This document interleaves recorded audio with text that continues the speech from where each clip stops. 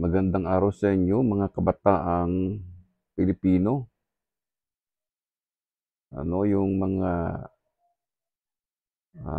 mula sa kindergarten hanggang sa mga sinasabing barangay captain, mayors, governors, congressman, congresswoman, senators, vice president ng Pilipinas o vice president ng bayan, president ng bayan. Yung presidente ng Pilipinas, ginawang presidente ng bayan. Okay? Kasi ang mamatay ng dahil sa bayang magiliw eh. So may problema tayo sa kasaysayan dahil sa mga sinasabing ah, Chinese na naging Pilipino. Pag sinabing Chinese na naging Pilipino, yan yung galing sa China and then pumunta sa Pilipinas, naging immigrant. So ginawa ng incheck ng Chinese Filipino, gumawa sila ng listahan nila at si Dr. Jose Rizal ay ginawang population ng China. Isa sa mga population ng China. So si Duterte sabi niya province na daw tayo ng China dahil nasa list of Chinese Filipino na si Dr. Jose Rizal. So makita natin dito na si Dr. Jose Rizal ay sinama nila sa Wikipedia. Gumawa sila ng listahan ng Chinese Filipino at isinama nila si Dr. Jose Rizal na merong ancestor sa China. So, dito winawasak ng Chinese ang history ng Pilipinas. Yan ang kanilang, kasi ayon mismo kay sa presidente ng China, kay Xi Jinping, ay ang mga Pilipino daw ay ipinanganganak dito sa Pilipinas para itayo ang Pilipinas bilang New China. So, gagawin nilang China ang Pilipinas. Okay, so ito ang mission nila ay i-idolize yung ancestors ng China, na siya yung national hero at siya pa yung founding father ng Pilipinas. May ancestors daw si Rizal at yun daw yung sinasabing lumikha ng Pilipinas, kung bakit may Pilipinas. Okay, so sa makatuwid, yung ancestors ng China ang nag-utos na magkaroon ng Philippine Revolution noong 1896. At pinaliliwanag dyan, ng Philippine Revolution noong 1896 ay Revolution of Ancestors of China. Okay? At ayon kay Xi Jinping, at kay Duterte noong panahon na November 19, 2018, lahat daw ng pinanganganak na incheck dito sa Pilipinas ay may isang pangarap, ang gawing New China ang Pilipinas, Yan. Lahat daw ng pinanganganak dito ay may pangarap na gawing New China ang Pilipinas. At dapat daw yung mga sikat na pangalan, yung proud names.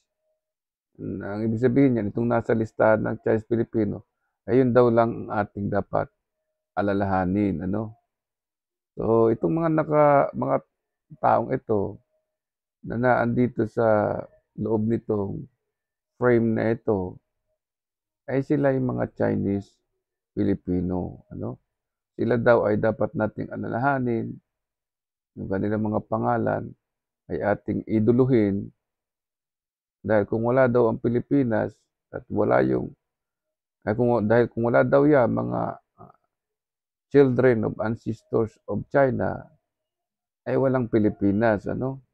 So, yung children of ancestors of China ay ang sinasabi niyan itong nasa list of Chinese Filipino. Okay?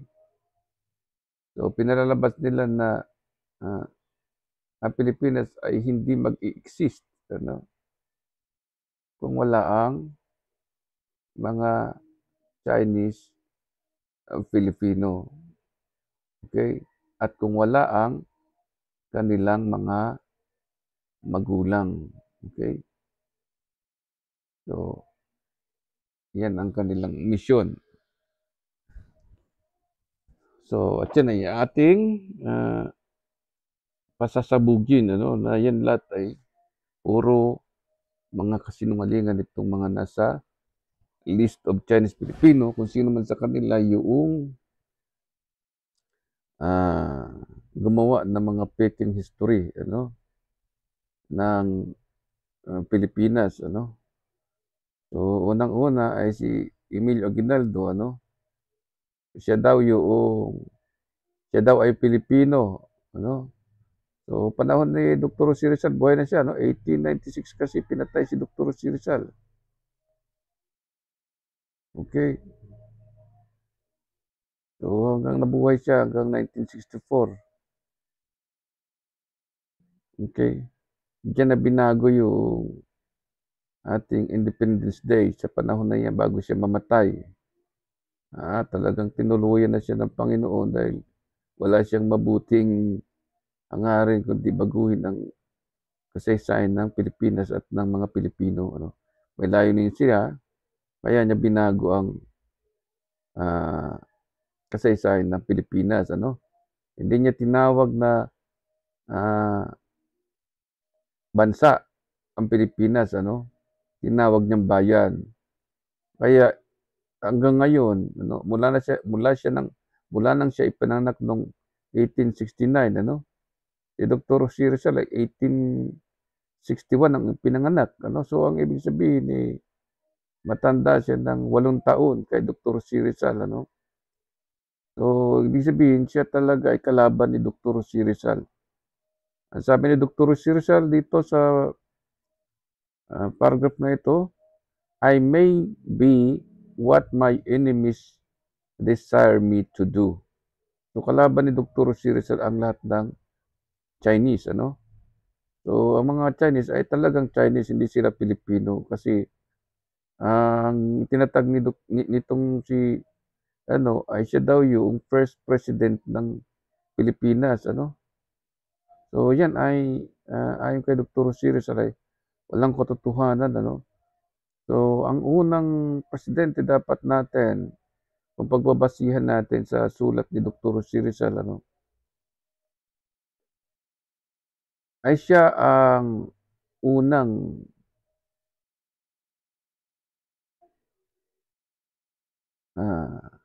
siya ang pinakang most anxious sa kalayaan ng ating bansa. So ano ba yung salitang anxious? Ano? So ang ating Tagalog sa sinasabing most anxious ay pinakang balisa. Ano? Ninenervyos siya, kinakabahan, ano? So nag-aalala siyang sobra, ano? Lubha siyang nag-aalala, ano? 'Yun ang pinakang meaning ng most anxious, ano? So itong si Emilio Aguinaldo namatay siyang hindi Pilipino, ano? At ipinanganak siyang hindi Pilipino, ano? Dahil binago niya yung date ng independence, ano? Sa halip ng independence natin ay 1896 pa, ano? Bago pa man nag-1896 ay meron na tayong kalayaan na sinasabi, ano? Dito pa lang nagdedeklara ng independence si Dr. Jose Rizal, ano? Na ang independence na kanyang gustong iproklama ay independence ng Pilipinas, ano. Makikita rin natin yan na nakaparallel yan sa sinasabing puwede tayong magbilog. So, ang independence natin ay nakaparallel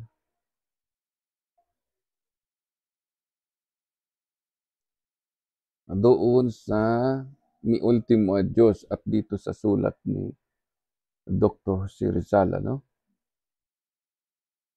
So, ayon dito kay Dr. Jose Rizal ay siya ang most anxious.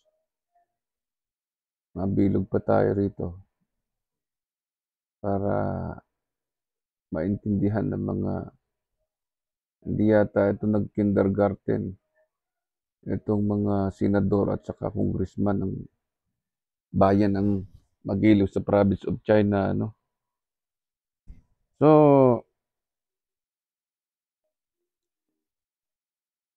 si Dr. Jose Rizal dapat ang unang presidente ng Pilipinas, ano, ng ating bansa. Okay, so gawa pa tayo ng isang guhit dito para maintindihan. Okay, gagawa pa tayo. And then, iko-connect natin siya in series. Kasi itong mga inchik, ang ginawa nila ay yung ancestors nila talaga ang kanilang nilingon, ano. Kasi kung hindi ka galing sa dugo ng iyong ancestors, hindi ka makakarating sa pagiging apo. Kaya kaya ang pinag-uusapan dito ay tungkol sa apo, ano, ng China. So, si Dr. Jose Rizal naman ay malaki ang pagkakaiba sa mga inchik, ano. So, ang priority sa kanya ay yung sinasabing Diyos, okey? At yung Diyos na yun ay Diyos ng kanyang pamilya, okey? At yung Diyos ng kanyang pamilya ay ang kalaban ng kanyang mga, ah, kasamang katipunan, ano. Kaya sabi ni Dr. Jose Rizal, "O country, pray to God," line 5 of paragraph 8 ng Mi Ultimo Adios and line 5 of paragraph 13 ng Mi Ultimo Adios. Ano ang sabi ni Dr. Jose Rizal, "Iniiwan ko kayo aking mga magulang, aking iniibig, sa aking iniidolong bansa na kapighatian ng aking kapighatian." Walang sinasabing iniwan ni Dr. Jose Rizal ang kanyang mga magulang at minamahal sa bayan. Kaya walang taong namatay sa bayan, ano. Kaya ekis agad itong si Emilio Aguinaldo, ano. Mali na yung independence natin na dineklara noong 1898 laban sa Amerikano, ano, kundi dapat ay laban sa Espanyol noong 1896. Kaya inimbento uli ng mga makabayan o kabataang makabayan ng province of China ang sinasabing Philippine Revolution. At yan ang tungkol sa pagpatay sa mga military at pagkakaroon ng New People's Army o yung People's Liberation Army, ano. At nandito yan sa list of Chinese Filipino na kung saan ano, si Dr. Jose Rizal ay ginawa nilang kamag-anak ni, um,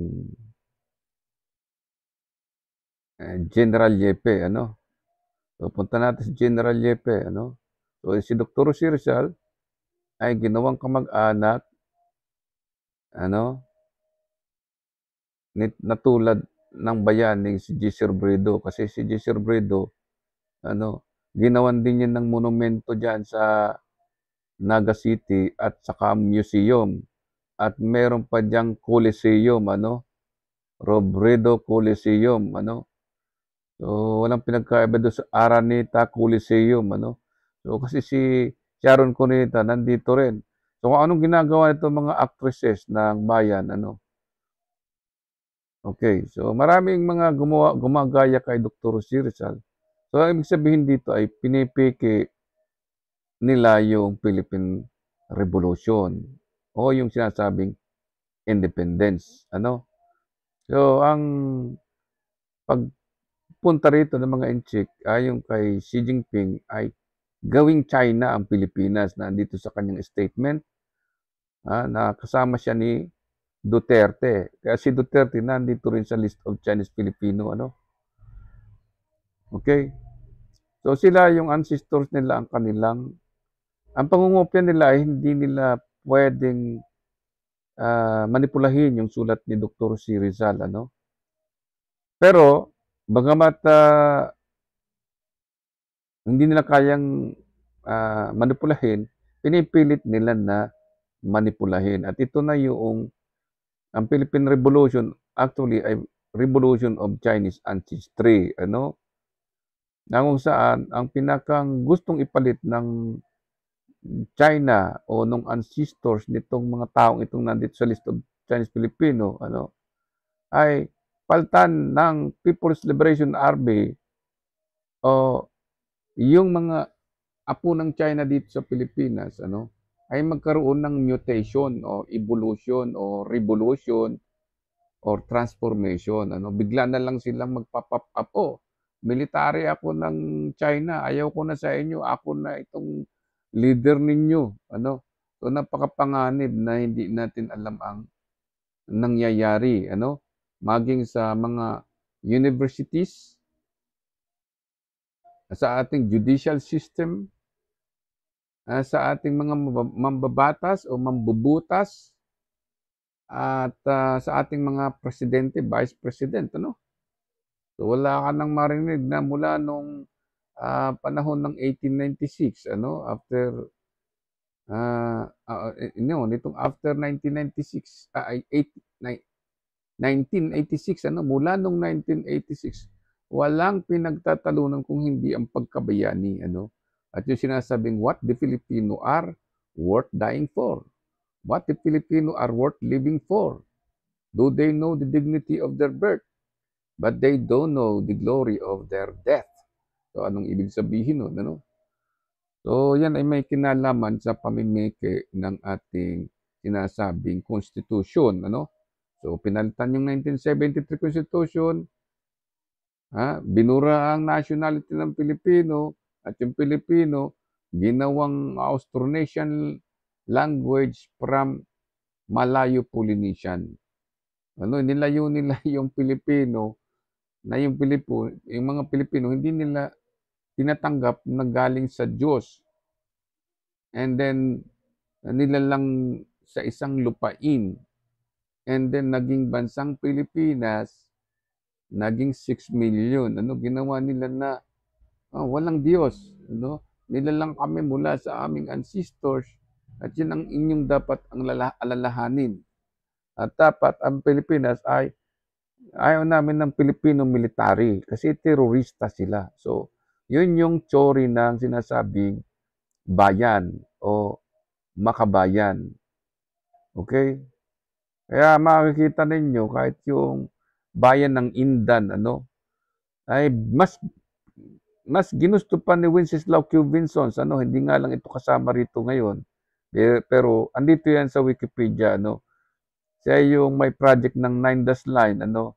At mas ginusto niya na burahin sa mapa ng Pilipinas, ano, sa land classification map, yung pangalan ng titulo ng lupain ng isang bayan sa lalawigan ng Camarines Norte.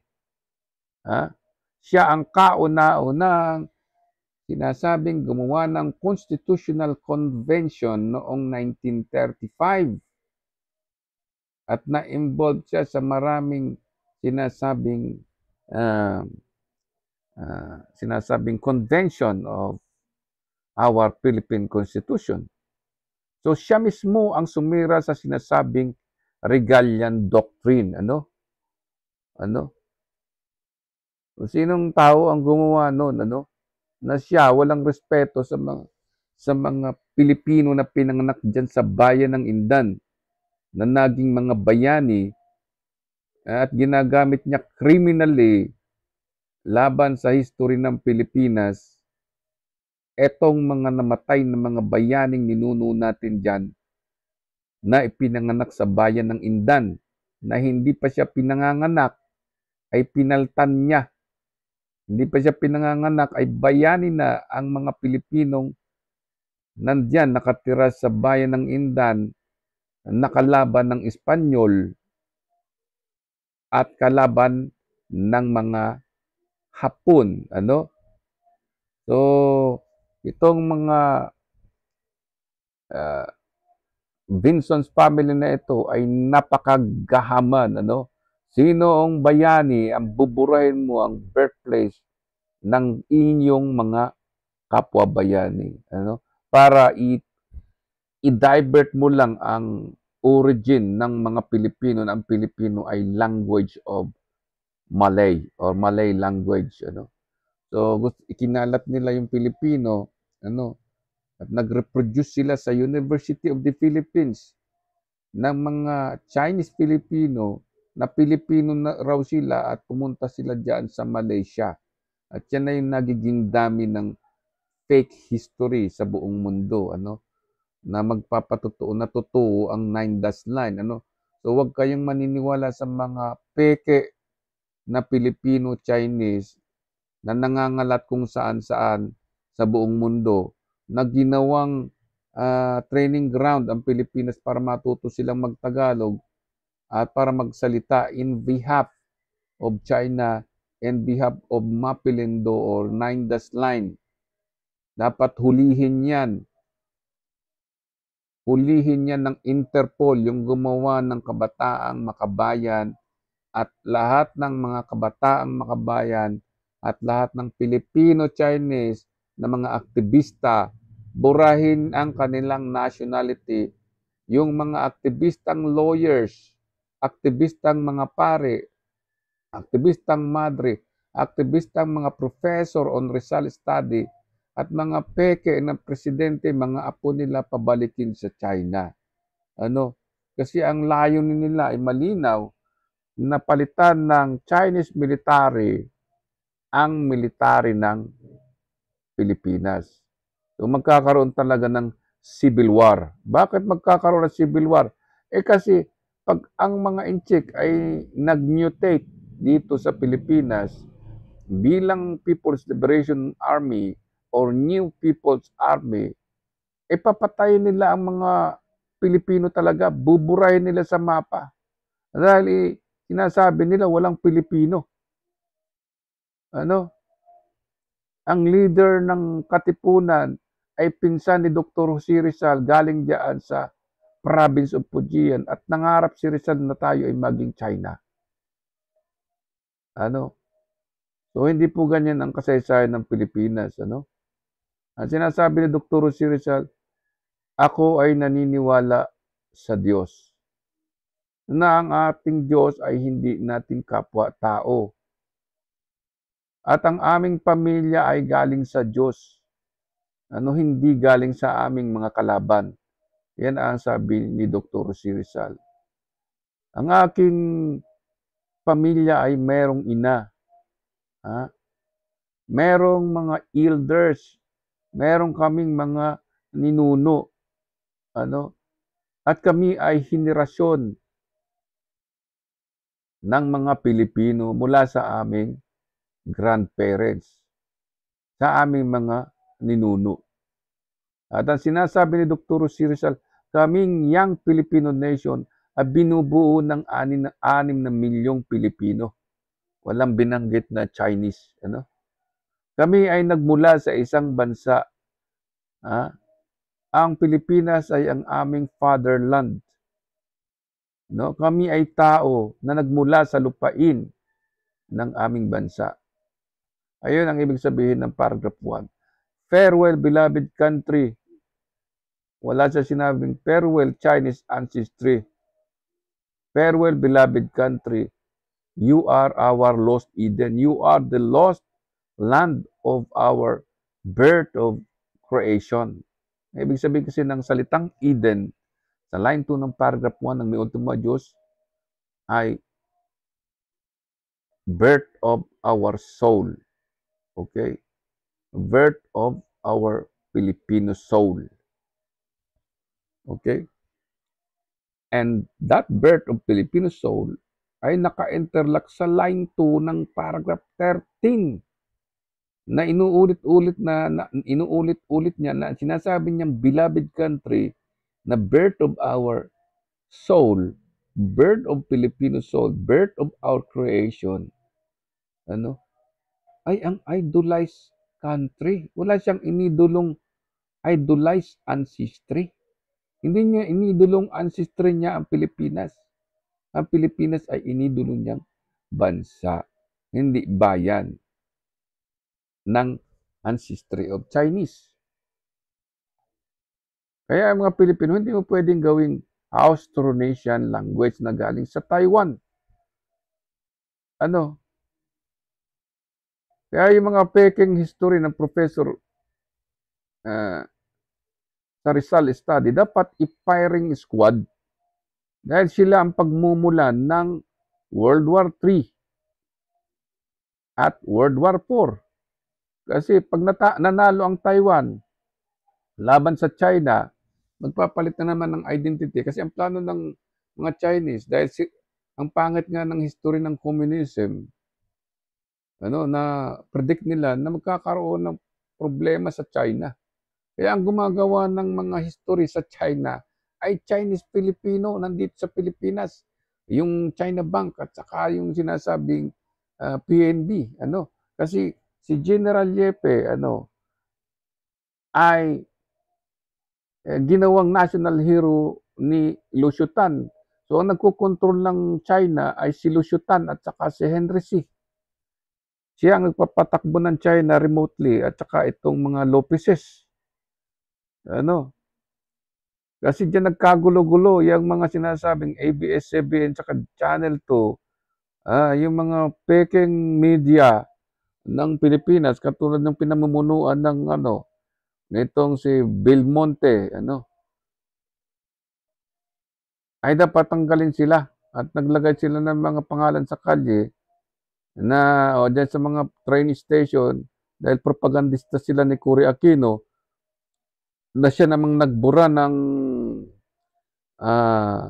nationality ng Pilipino sa 1973 preamble sa Constitution, So, itong mga ito ay mga kriminal, hindi mga totoong tao, Kasi ang tao, ang sabi ni Dr. Rosie Rizal, ay nagmula sa isang lupain. Ay ang ginawa nila, ang Pilipino, nagmula sa language ng Taiwan, Kasi ang Taiwan, ginawa nilang, doon nagsimula ang kwento ng Austronesian language.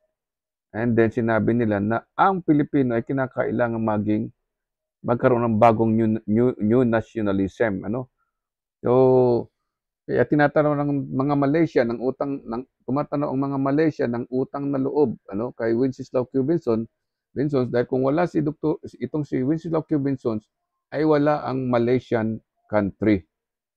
Okay? So noon pa pinagpaplanuhan na talaga ng mga Inchik na gumawa ng history diyan sa sinasabing 9 dash line kaya nagkakagulo ang UNCLOS ngayon. So pinagplanuhang mabuti ng Inchik ng China Bank ang napatakbuhin ang industriya ng kanilang pangluloko, yung sinasabing business empire ng China, So dapat talaga i-contain itong China Bank, palayasin to dahil siya siya ang gumawa ng history ng Peking Revolutionary Government ni Domingo Lamco, At yan ay pinamunuan nandito yan, yung may-ari ng bangko. So yung mga anak-anak nito ay palayasin sa Pilipinas, yung si D, dito si Dr. Rosie Rizal, Isinama nila.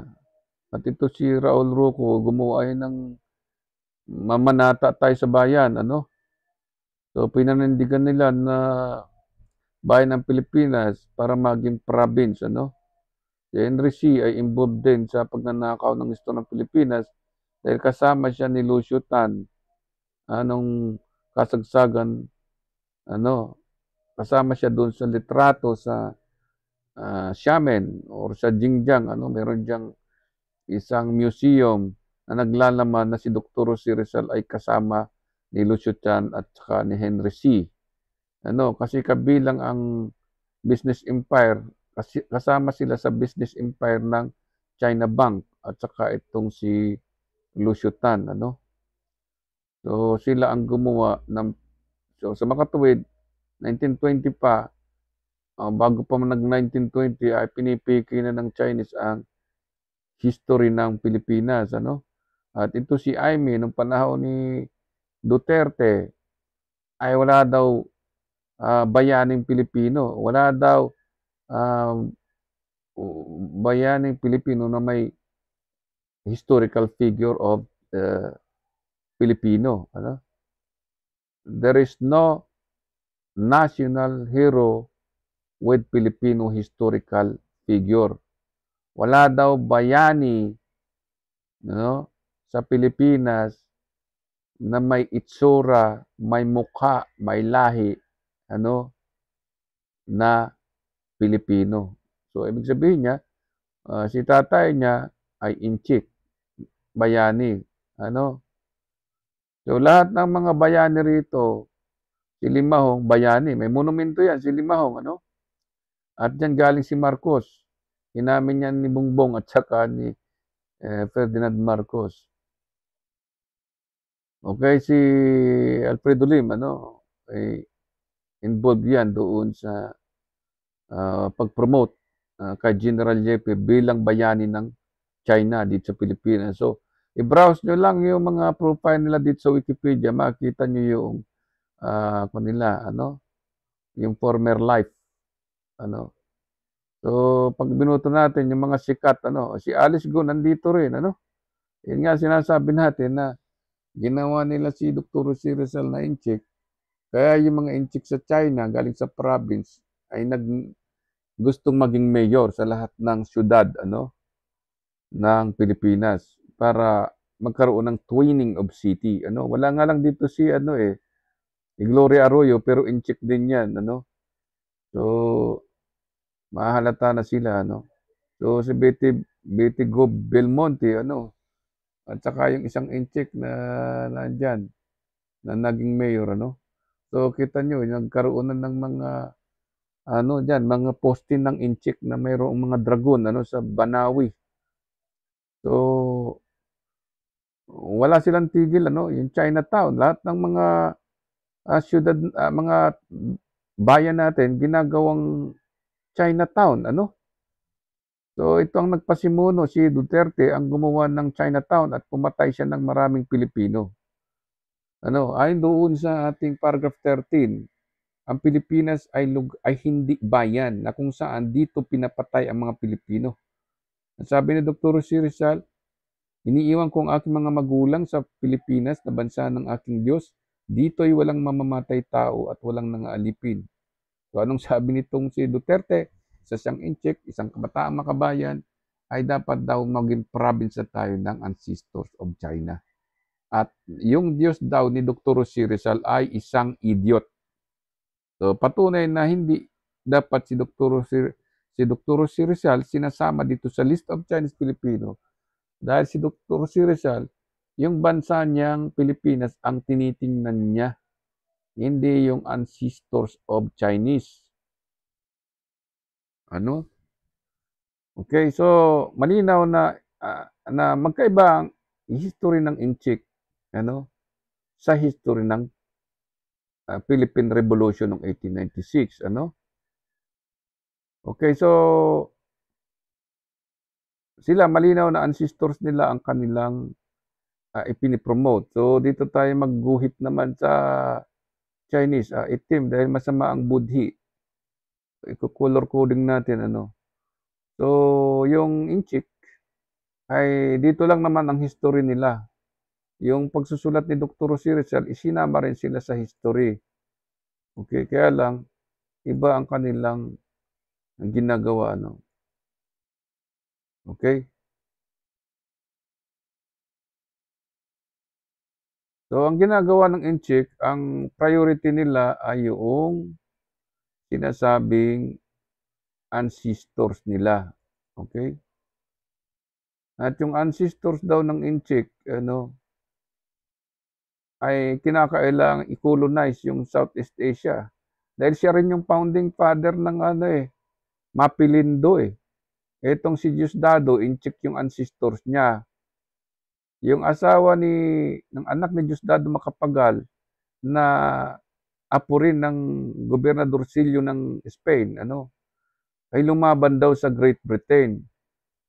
So kalaban talaga ni Dr. Jose Rizal ang mga gobernadorcillo ng Spain ayon dito sa kay Gloria Arroyo, Kasi ang pinagtatanggol ng mga ng lulo ng great grandfather ni Gloria Arroyo, ng asawa ni Gloria Arroyo ay ang bansang Spain. So dito pa lang ay mali ang kasaysayan na ginagawa nitong anak ni Diosdado Macapagal dahil siya rin yung nag-iimbento ng kasaysayan ni Rizal sa China.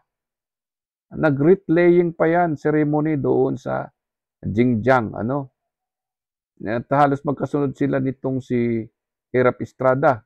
Kaya ito si Hirap Estrada ay makabayan din yan, apo rin ng China. Okay? At sa halip na dito, sabi ni Dr. Si Rizal kasi ay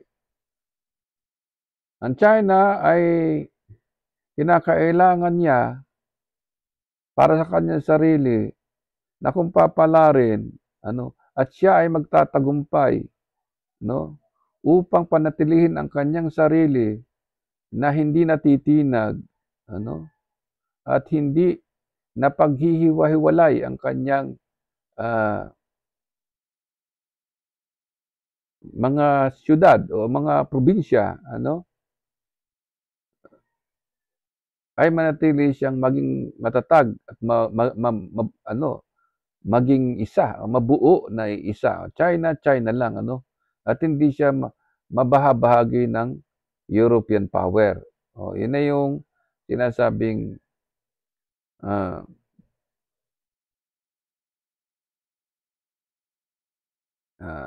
natatakot si Dr. Jose Rizal na kung anong ginawa ng Spain sa Pilipinas at saka dyan sa parteng Indonesia, ay baka gawin din sa China, So si Dr. Jose Rizal ay napakabuting tao na kahit hindi na niya bansa, ay tinutulungan pa rin niya mag-isip, dapat daw ang China ay hindi makolonize na tulad nung nangyari dito sa Southeast Asia. So anong nangyayari naman ngayon? Ang China, kinukolonize niya pati ang Pilipinas, pati ang Southeast Asia dahil gumawa siya ng Nandas Line. Dahil ang pasimuno naman sa Nandas Line ay ito, Mapilindo, na inimbento ni Diosdado Macapagal at nitong si Wenceslao Quevinsons at nitong si Dick Gordon kasama itong si Gloria Macapagal at si Duterte. Okay? At siyaan ay mga galing sa province of China. At galing din yan dito sa sinasabing instructor niya. Ang nagturo sa kanila ng sinasabing geopolitics, walang iba kundi si Professor on Rizal Study, na si Mao Zedong at saka itong si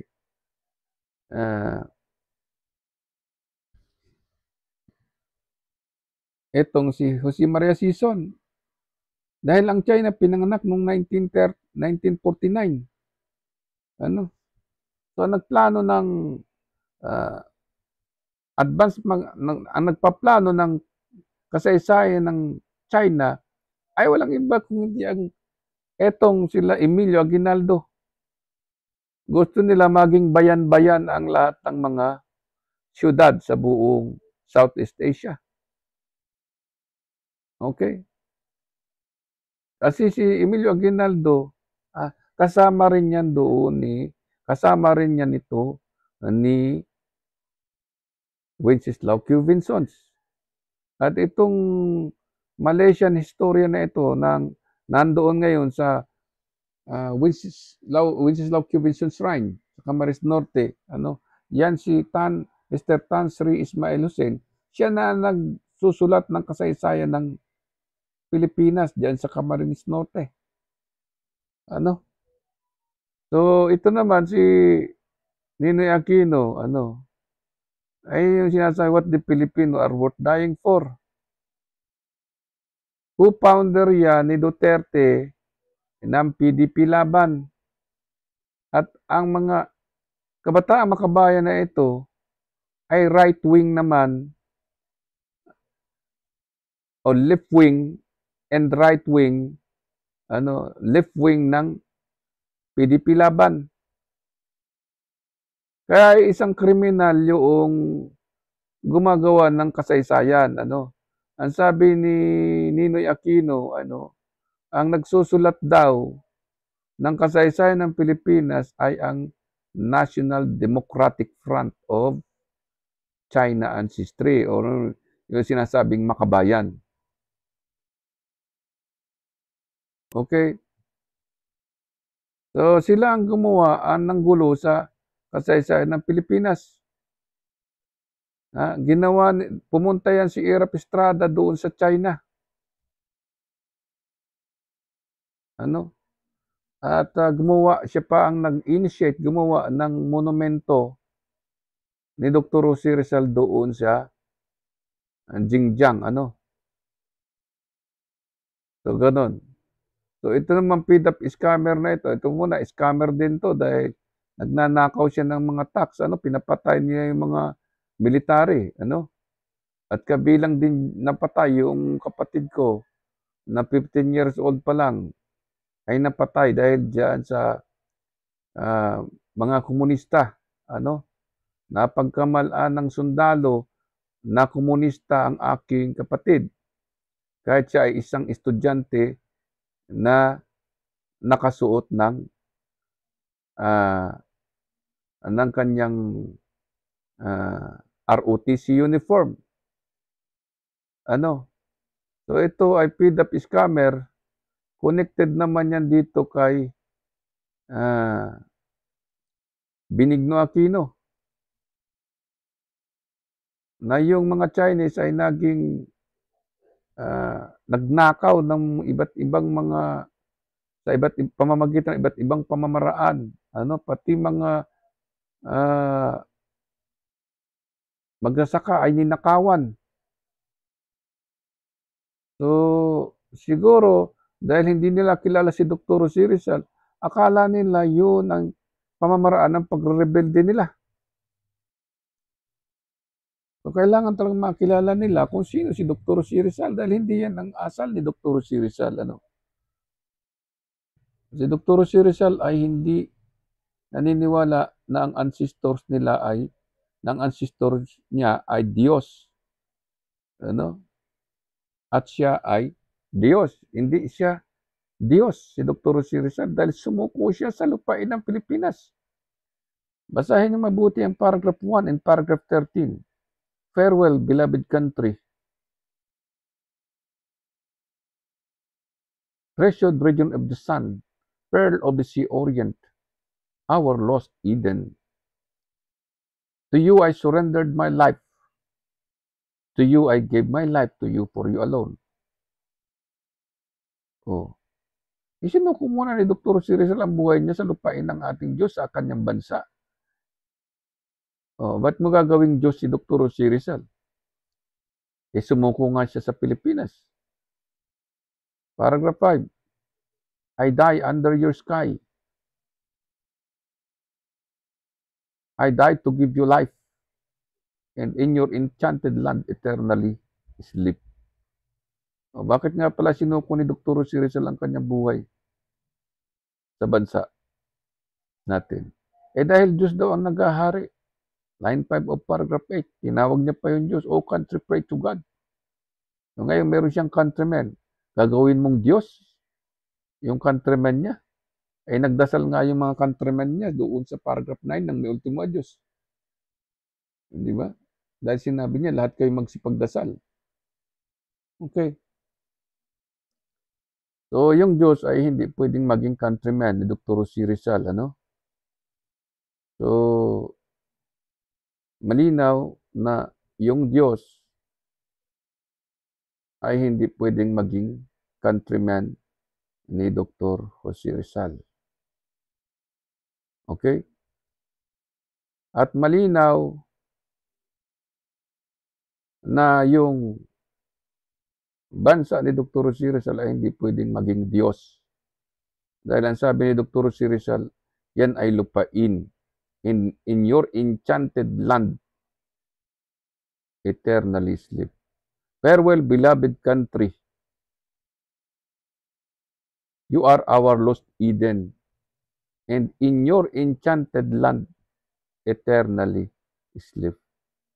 I surrendered my life to you because your land,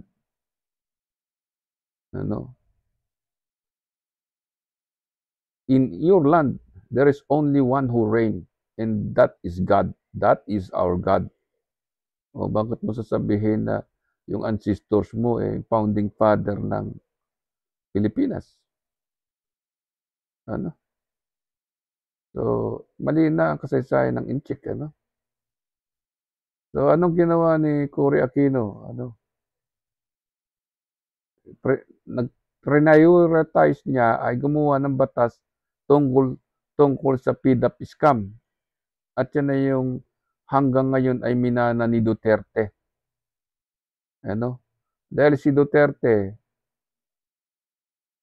co-founder ni Aquino ng PDP Laban. At ito naman, si Aquino ginawang bayani na tulad daw ni Rizal. So si Dr. Jose Rizal, for your information, hindi niya isinuko sa dugo ng Inchik ang bansa natin. Hindi siya naging Inchik. Bakit hindi si Dr. Jose Rizal naging Inchik? Dahil isinuko niya yung kanyang buhay sa Pilipinas. Wala siyang Pilipinas na isinuko sa kanyang buhay. Hindi pwedeng i-reverse. Kaya hindi pwedeng maging Inchik si Dr. Jose Rizal para isama dito sa list of Chinese Filipino. Na itong mga ito, namatay para sa bayan. Okay? So, yun na yung sinasabi ni Dr. Jose Rizal, na ito yung mga enemies ni Dr. Jose Rizal. Sila yung mga enemy. The enemies of Dr. Jose Rizal. The enemies of country, of beloved country, of Dr. Jose Rizal. Okay? Sila yung mga kalaban ni Dr. Jose Rizal. So, walang ibang kalaban kundi yung mga Inchik. Okay? So, malinaw na hindi niya inibig na sirain ang ating Diyos. Kaya tinawag niya na ang Pilipinas ay ang ating Eden. Ibig sabihin, lupain ito ng ating Diyos na nagbigay ng bansa sa ating pamilya, sa ating generations. Pag sinabing generations, yun na yung 6 milyong Pilipino. Okay. Yun na yung 6 milyong Pilipino.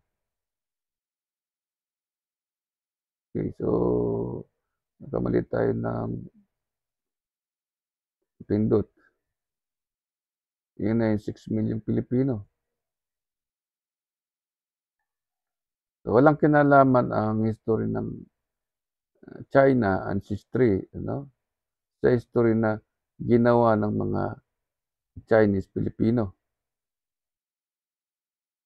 Okay, kaya wala siyang kinalaman sa ancestors of China na ipinopromote ng mga kabataang makabayan from the province of China ancestry. Okay? So,